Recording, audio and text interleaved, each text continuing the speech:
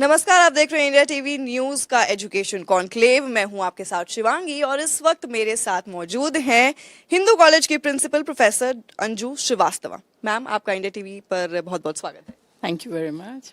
Hindu college में हर बच्चे को एडमिशन लेना है, कैसे, मतलब क्या है ये जो हिंदू कॉलेज को टॉप नॉच मिला रहा है? Thank you for this complement. और वाकई आप ठीक कह रही हैं, हिंदू काफ़ी टाइम से और 126 साल पुराना कॉलेज है, तो इसकी एक बहुत रिच लेगेसी है। इस दौड़ में कि हिंदू में आना है, इसके कई कारण हैं।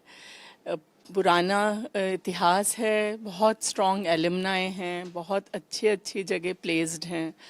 और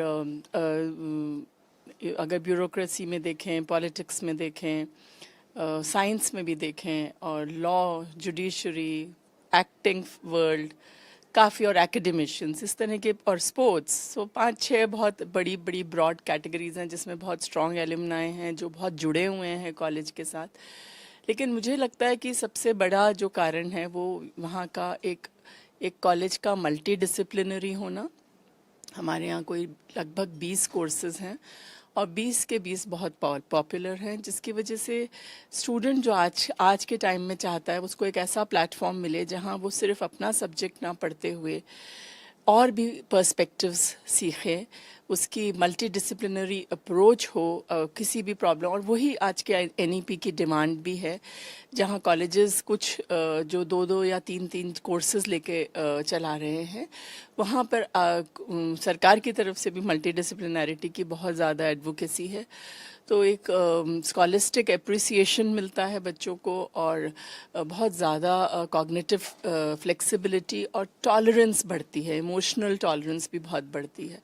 और ये as a student of Hindu college जो मैं रही हूँ, और नाउ एज एन एडमिनिस्ट्रेटर, मैंने खुद भी बहुत सीखा है। जब मैंने बहुत से पर्सपेक्टिव्स बाकी डिसिप्लिन से समझे, जब मैं उस सीट पे बैठी, तो जो मैं एक साइंस की स्टूडेंट रही तो मुझे बहुत कंजर्वेटिव एटमॉस्फेयर मिलता था। स्टूडेंट से वापस अपने कॉलेज में वापस आके एज अ प्रिंसिपल एक लाइफ ने एक फुल सर्कल लिया, कैसा लगा आपको? हाँ, बहुत, वो तो एक अलग ही स्टोरी है जिसका आई डोंट थिंक अभी बात कर पाएंगे, लेकिन वो भी एक बहुत ही बड़ा लर्निंग एक्सपीरियंस था। जैसे मैं कह रही थी कि एक बहुत ही कंजर्वेटिव डिपार्टमेंट से थी मैं, केमिस्ट्री डिपार्टमेंट से, और उसके बाद जब मैं उस सीट पे बैठी और मेरे पास सोशल साइंसेज, कॉमर्स, सब बच्चे आते थे, अपने अपने पर्सपेक्टिव बताते थे। तो इनिशियल डेज तो मुझे लगता था ये कैसे हो सकता है, ये कैसे हो सकता है। And after that I realise that there is so much to learn from other disciplines, जो मेरे लिए एक बहुत अलग ही अनुभूति है मेरे लिए, मेरे मन में उसकी। तो ये एक एक्सपीरियंस जो होता है स्टूडेंट्स का, उनको प्लेटफॉर्म्स बहुत अच्छे मिलते हैं, और उन्हीं प्लेटफॉर्म से वो क्लास के अंदर जितना पढ़ते हैं उससे कहीं ज़्यादा क्लास के बाहर पढ़ते हैं, अपनी अपनी छोटी छोटी दुनिया बनाते हैं, जिनको हम societies, clubs, groups, working groups, किसी भी नाम से बोलें, लेकिन वो उसमें इतनी शिद्दत से काम करते हैं जैसे एक क्लासरूम में भी आपको वो डिसिप्लिन नहीं मिलेगा जो इनका एक बॉनहॉमी होती है, और उनके सीनियर्स, उनके जूनियर्स सब लगते हैं। वो एक एटमॉस्फेयर मुझे लगता है जिसके बारे में आप आज के टाइम में सोशल मीडिया में बहुत सुनते हैं। That I think makes a lot of contribution, जो भी लोगों का एक बना हुआ परस्यूट है कि हिंदू में आए। और ऑफ कोर्स हमारे पास एक रेंज ऑफ डिसिप्लिन्स हैं, तो रेंज ऑफ एक्सपर्ट्स टीचिंग में हैं, और रेंज ऑफ जेंडर तो है ही, जो दोनों जेंडर्स काफ़ी अच्छी तरह से बैलेंस्ड हैं। फैसिलिटीज़ अच्छी हैं कॉलेज में। In the last 7 to 10 years हमने काफ़ी एनहांस किया है हम लोग। मैम, जब आप पहले स्टूडेंट थी, सॉरी मैंने आपको बीच में रोका, लेकिन पहले आप स्टूडेंट थी, अब आप एज अ प्रिंसिपल वापस आई, तो ओवर द इयर्स आपने कुछ ऐसे चेंजेस देखे? हाँ, तो बहुत सारे चेंजेस देखे मैंने। एक अगर मैं स्टूडेंट्स के पर्सपेक्टिव से सोचूं तो उनको बहुत सी चीज़ें चाहिए आज के टाइम में एक फुल ग्रूम करने के लिए। फैसिलिटीज़ इन हाउस हों तो एक अलग टाइप की ग्रूमिंग होती है। हमारा सब कुछ जो है वो बच्चों के आसपास ही घूम रहा है, तो जो फैसिलिटीज़ हम देते हैं, जो हमने एसेट्स बनाए हैं कॉलेज में in the form of a beautiful amphi theatre, a girls hostel जो 126 साल की हिस्ट्री है इस कॉलेज की, 115 साल तक नहीं था गर्ल्स हॉस्टल। तो वो एक डिस्पैरिटी थी जिसमें आप अगर मेन देखें, हॉस्टल में जो लड़के होते हैं उनके जो जिस टाइम वो हॉस्टल में होते हैं जो उनके सीनियर्स होते हैं, जो उनके आने वाले होते हैं, उनके साथ ऐसी परफेक्ट बॉन्डिंग है। आज तक वो बच्चे 80-80 साल के भी हैं वहाँ पे एलुमनाई, जो हॉस्टल का अपना कमरा और अपने फ्रेंड्स से जो जुड़े हुए हैं, उनकी वजह से उनको बाकी बच्चों को इतना फ़ायदा रहता है। तो एक बॉन्डिंग और एक नेटवर्किंग मेल स्टूडेंट्स में देखी, स्टूडेंट्स में, गर्ल्स में नहीं देखी, क्योंकि ऐसा कोई फैसिलिटी नहीं थी। तो ये सब हमने क्रिएट करी, बहुत सारे एकेडमिक सेंटर्स, बहुत सारे कॉन्फ्रेंस रूम्स, इस तरह की हमने फैसिलिटीज़ बढ़ाई। जो एक और बात जो मैं किस तरह से प्रेजेंट करूं कि हम बेहद ध्यान रखते हैं सैनिटेशन का, और गर्ल्स का specially, because these are things which make the entry a very welcome entry. You know, I mean, आज हम एज वुमेन, एज गर्ल्स, हम अपने इंस्टीट्यूशंस में जाएं और हम ये sanitation and hygiene has become a very big issue for the girls.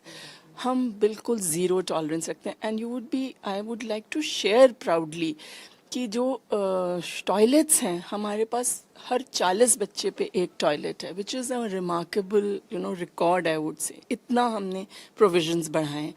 तो एक एटमॉस्फेयर हम दे सकते हैं, और बच्चे उसमें खिलते हुए प्रॉस्पर कर रहे हैं, उसकी हमारी हमेशा से कोशिश रही है, and I think to some extent we are succeeding. आप मैम सक्सीड तो बिल्कुल कर रही हैं, तभी हर बच्चे को हिंदू में ही जाना है। लेकिन पहले बोर्ड एग्जाम पार करके पहुंच जाते थे, अब CUET आ गया है, तो आपको लगता है कि स्ट्रेस कुछ कम नहीं हुआ है? वो बना ही हुआ है। जो एजुकेशन सिस्टम है उसमें भी ओवरऑल बच्चे पर प्रेशर बना ही हुआ है। ठीक है, नर्सरी एडमिशन है, जब उस टाइम बस पेरेंट्स पे स्ट्रेस होता है, लेकिन उसके बाद जो है पूरे टाइम बच्चे पर ही होता है कि यार अब पढ़ो तुम, तो तुम्हारा एडमिशन तुम्हारे हाथ में ही है। अब 12th में तुम बोर्ड्स के एग्जाम अच्छे दो तो तुम्हारा कहीं एडमिशन होगा। अब तो CUET आ गया है, तो आपको क्या लगता है कि ये जो प्रेशर है वो कैसे कम होगा? बिल्कुल ठीक कह रहे हैं आप। एक ऐसी वर्ल्ड में हम इस एरा में जी रहे हैं जिसमें स्ट्रेसेस की कोई कमी नहीं है, कंपटीशन की कोई कमी नहीं है। टेक्नोलॉजी एक बहुत बड़ा इक्विपमेंट है एम्पावरमेंट का, लेकिन उससे टेक्नोलॉजी की वजह से भी बहुत सारी चैलेंजेस हैं और बहुत कंपटीशन है। But if you look at the perspective of fairness and justice, CUET brings that justice, because इतने सारे बोर्ड्स हैं इस कंट्री में, और स्टेट बोर्ड्स और सेंट्रल बोर्ड्स और इंटरनेशनल बोर्ड्स, इन सबको एक लेवल प्लेइंग फील्ड चाहिए थी, क्योंकि कहीं पे हमें एग्जैजरेटेड मार्क्स के एडमिशन्स करने पड़ते। हमारे यहाँ कोई मॉडरेट नहीं करा जाते थे एग्ज़ाम्स, ये रिज़ल्ट्स। तो जो आपका रिज़ल्ट है उसी से आपके अगर 100% है तो आपको एडमिशन मिलेगा, 9 जो भी हमने कट ऑफ्स रखी थी। तो विद द रिज़ल्ट की थोड़ा सा इम्बैलेंस होता है बोर्ड्स का। कुछ बोर्ड्स में के बच्चे ज़्यादा आते थे, कुछ बोर्ड के बिल्कुल नहीं आ पाते थे। तो जस्टिस या फेयरनेस या ट्रांसपेरेंसी CUET के माध्यम से मिलती है। रही बात बच्चों की, तो बहुत स्मार्ट बच्चे हैं आजकल के, बहुत जागरूक बच्चे हैं और बहुत इन्फॉर्म्ड हैं। तो but these are very vital years of their lifes. तो रिस्पॉन्सिबिलिटी, आज का बच्चा जल्दी मैच्योर होता है, तो उसको अपनी रिस्पॉन्सिबिलिटी भी समझनी चाहिए, और उस रिस्पॉन्सिबिलिटी को एग्जीक्यूट करने में उसको मेहनत तो करनी पड़ेगी। बहुत बड़े कंपटीशन को फेस करना पड़ता है, क्योंकि वेदर वी लाइक इट और नॉट, वी लाइक इट कि यूथ इतना है हमारे पास, और यूथ ही हमारा नेशन बिल्डर है।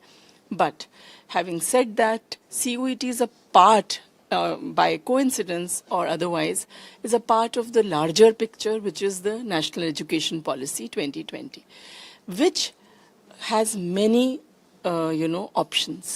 और उन options की वजह से बच्चों को निराश नहीं होना चाहिए, और उसकी मल्टीपल एग्जिट एंट्री ऑप्शन है, ट्विनिंग ऑफ डिग्रीज का ऑप्शन है, एकेडमिक बैंक ऑफ क्रेडिट्स का ऑप्शन आ गया।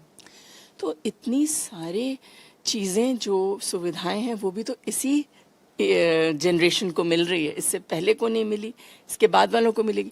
तो कुछ ना कुछ अच्छे के साथ थोड़ा बहुत ये स्ट्रेस वाला ख़राब तो है, I agree, but they have to bear with. I have very smart children, I have lot of hope, क्योंकि इतनी ज़्यादा इन्फॉर्म्ड बच्चे हैं। इन्हीं बच्चों की वजह से कंट्री में इतना बच्चा होने के बावजूद कंट्री स्मॉल है, पूरा वर्ल्ड आजकल अपनी हथेली पे है।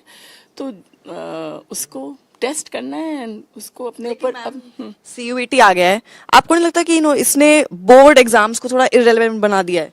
अपनी सोच है। आपका बोर्ड एग्जाम का जो की तैयारी है लगभग उसी तरीके से आपकी CUET की तरह तैयारी। अगर आप में एक हार्ड वर्किंग नेचर है आपका और एक डिलीजेंस का नेचर है तो आप किसी भी चीज को इग्नोर नहीं करेंगे। लेकिन बच्चा तो अब ये सोचेगा ना कि मैं बोर्ड की तैयारी क्यों करूं, मैं सीधा CUET के बोर्ड का रिजल्ट को आप बिलिटल नहीं कर सकते। बोर्ड एक ऐसा पड़ाव है अपने एजुकेशन वाले जीवन का जो जिसकी ज़रूरत, उसके रिजल्ट की ज़रूरत कई बार पड़ती है। इसके बाद बैचलर्स के बाद नेक्स्ट मास्टर्स में अगर आप MBA कर रहे हैं या कुछ, तो आपको 12th का रिजल्ट आपका मायने रखेगा। तो बच्चों को इस तरह से नहीं तैयारी करनी चाहिए कि इसकी कोई ज़रूरत नहीं है तो हम नहीं पढ़ते। ऐसा नेचर नहीं पालना चाहिए। नेचर में अपने ये रखना चाहिए कि सिंसेरिटी से काम करें। जो वैल्यू सिस्टम्स है, हमारी वैल्यूज़ पर अगर हम ध्यान रखेंगे तो ये सब चीज़ें इजीली सेल थ्रू हो जाएंगी। मैं बस एक छोटा सा रैपिड फायर राउंड करूंगी। कोई एक ऐसी किताब जो आपको लगता है कि सारे यूथ को पढ़नी चाहिए इररिस्पेक्टिव ऑफ एनी फील्ड, जो उनको लाइफ के लिए तैयार करे? सो अभी लेटेस्ट विलियम डेल रिम्पल की किताब आई है, I am forgetting the name, that is a very good, very very good book. और अब्दुल कलाम जी की किताबें बहुत अच्छी हैं। और अगर आप एजुकेशन सेक्टर में नहीं होती तो आप कहाँ होती? तो मैंने नहीं सोचा, लेकिन मैं पहले इंडस्ट्री में काम करती थी और मुझे उसमें भी बहुत मज़ा आता था। कस्टमर्स का जो प्रॉब्लम्स हैं, in the sense that I was working, मेरा ओरिजिनल फील्ड तो पॉलीमर केमिस्ट्री है, तो मैं पॉलीमर्स प्लास्टिक्स पे काम करती थी। शायद मैं इंडस्ट्री में आई लव टू टॉक, तो इस तरह का कुछ रखती मैं interaction. I haven't thought about it. Online या ट्रेडिशनल क्लासरूम्स, दोनों में से आप किसको प्रेफर करती है पर्सनली? आपको क्या लगता है कि बच्चों के लिए वो सही है? So, age old practice of having a good interface with students is the best method. लेकिन हम अपनी कन्वीनियंस के लिए बहुत बार ऑनलाइन पे जाते हैं और वहाँ पे भी आपको आर्ट आनी चाहिए। देखिए, ऑनलाइन में पढ़ाना या पढ़ना, ऑनलाइन में पहले पढ़ाने वाले को सीखना पड़ेगा, पढ़ना वाला बाद में सीखेगा। ऑनलाइन पढ़ाने का तरीका अलग होता है। उसको ऐसे नहीं कि जैसे हम क्लासरूम में पढ़ा रहे हैं, क्योंकि आप नहीं इंटरफेस कर सकते बच्चों के साथ। तो if we have enough resources and training of the trainers, I would advocate for that, and then all roads can be crossed. शिक्षा को लेकर सबसे बड़ा मिथ जो लोग आज भी मानते हैं, कोई ऐसा मिथ है? शिक्षा को लेके एक मिथ ये है कि हमको अगर शिक्षा मिलती है तो हम सब कुछ कर सकते हैं। लेकिन शिक्षा मिलना और शिक्षा को एब्जॉर्ब करना और उसको प्रैक्टिस करना वो अलग चीज़ है। एक लाइफ मंत्र जिसने आपको गाइड किया और साथ ही आज की यूथ को भी गाइड करेगा। इस उम्र में आके अब समझ में आया कि लाइफ मंत्र मेरा है क्या, लेकिन मुझे लगता है कि मेरा लाइफ मंत्र ये रहा कि अपने आप में बिलीव किया, और वही करना चाहिए स्टूडेंट्स को, कोई भी जने को, कि आप में जो पोटेंशियल है, अगर किसी ने मतलब हनुमान जी की तरह किसी ने याद दिलाया हो, बाहर वालों ने हनुमान जी को याद दिलाया था, तो हमें भी अगर किसी ने याद दिलाया वो बहुत अच्छी बात है। लेकिन बिलीव करिए अपने आप को, और पोटेंशियल आपका जब मौका मिले डिलीजेंटली, हार्ड वर्क का कोई सेकंड ऑप्शन नहीं है। Hard work is always going to pay you off. जी एग्जैक्टली हमारे स्टूडेंट्स को भी यही देखना होगा कि हार्ड वर्क का कोई सेकंड ऑप्शन नहीं है। बोर्ड एग्जाम हो या फिर CUET, आपको देने तो सब पड़ेंगे और थोड़ा बहुत प्रेशर भी झेलना पड़ेगा, लेकिन चिंता करने की जरूरत नहीं है। आगे कॉलेजेस हैं जो आपका ध्यान रखेंगे। तो आपको ये सेशन कैसा लगा हमें कमेंट करके बताएं, और साथ ही बने रहें इंडिया TV के एजुकेशन कॉन्क्लेव के साथ।